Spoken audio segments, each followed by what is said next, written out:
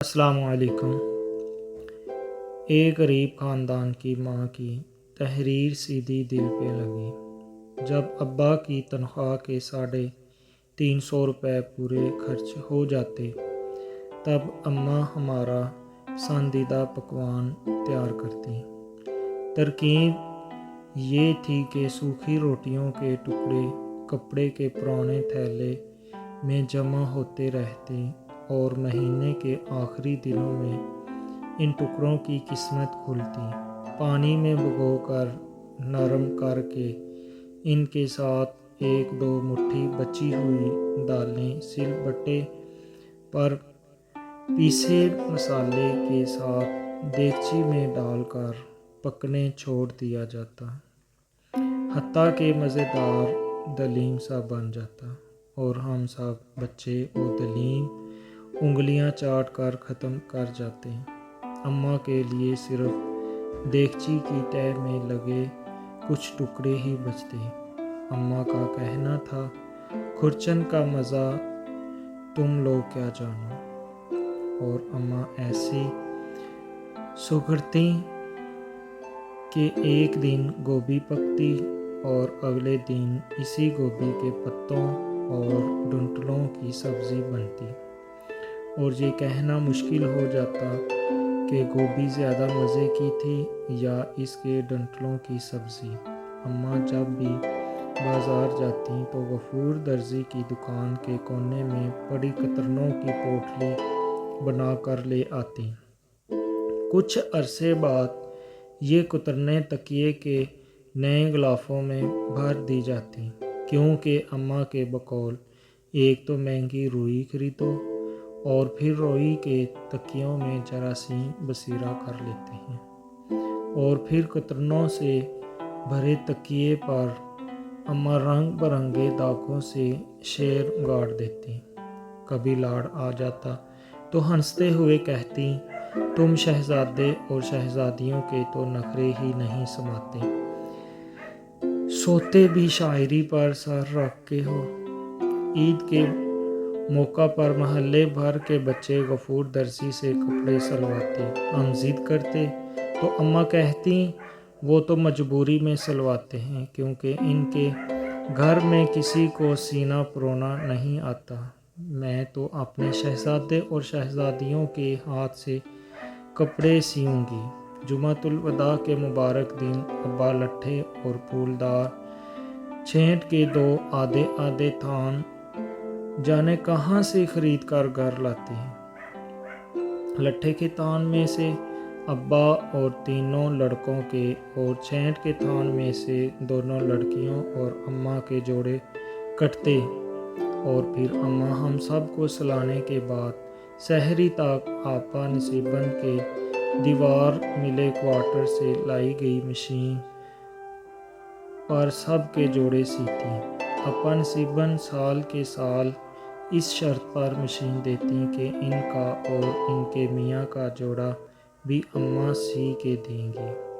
ہم بہن بھائی جب ذرا ذرا سیانے ہوئے تو ہمیں عجیب سا لگنے لگا کہ محلے کے باقی بچے بچیاں تو نئے نئے رنگوں کے الگ الگ چمکیلے سے کپڑے پہنتے ہیں، مگر ہمارے گھر میں سب ایک ہی طرح کے کپڑے پہنتے ہیں۔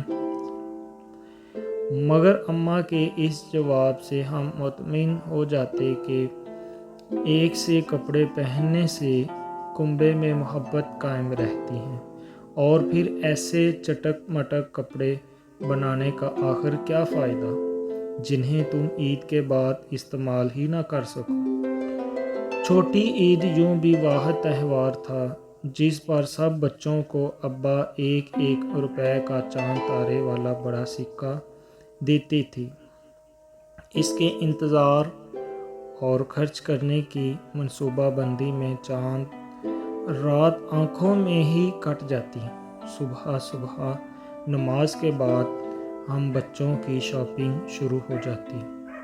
سب سے پہلے ہر بہن بھائی کوڈو کے تھیلے سے ایک پنی والی گول اینک خریدتا، جسے پہن کر چال میں اتراہٹ سی آ جاتی۔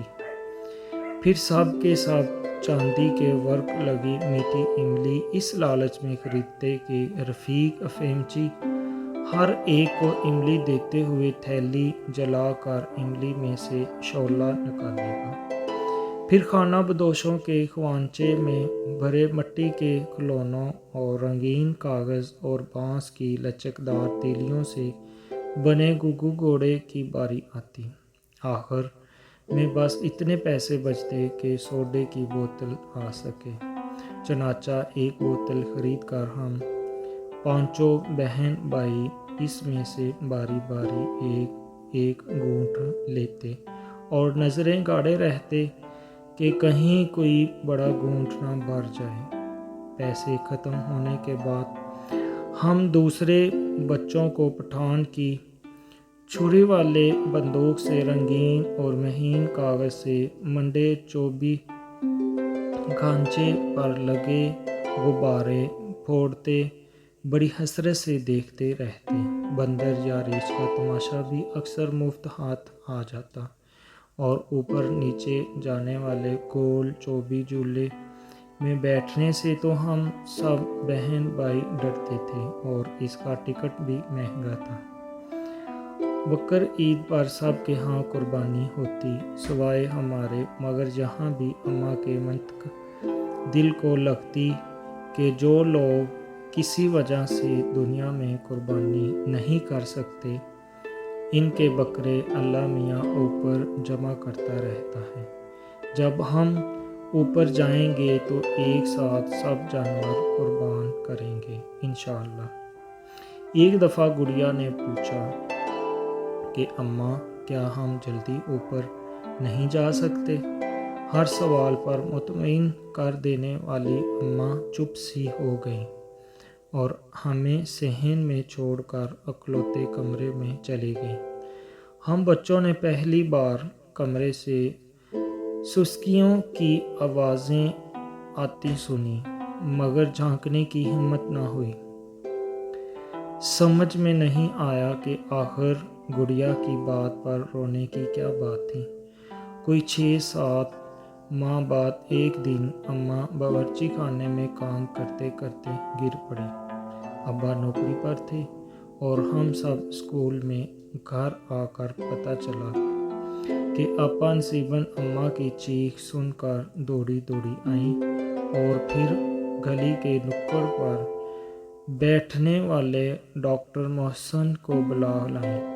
ڈاکٹر صاحب نے کہا اماں کا دل اچانک ساتھ چھوڑ گیا ہے۔ تدفین کے بعد ایک روز گڑیا نے میرا بازو زور سے پکڑ لیا اور یہ کہتے ہوئے پھوٹ پڑی کہ خود تو اوپر جا کر اگلی عید کرے گی اور ہمیں یہیں چھوڑ گئی۔ جزاک اللہ۔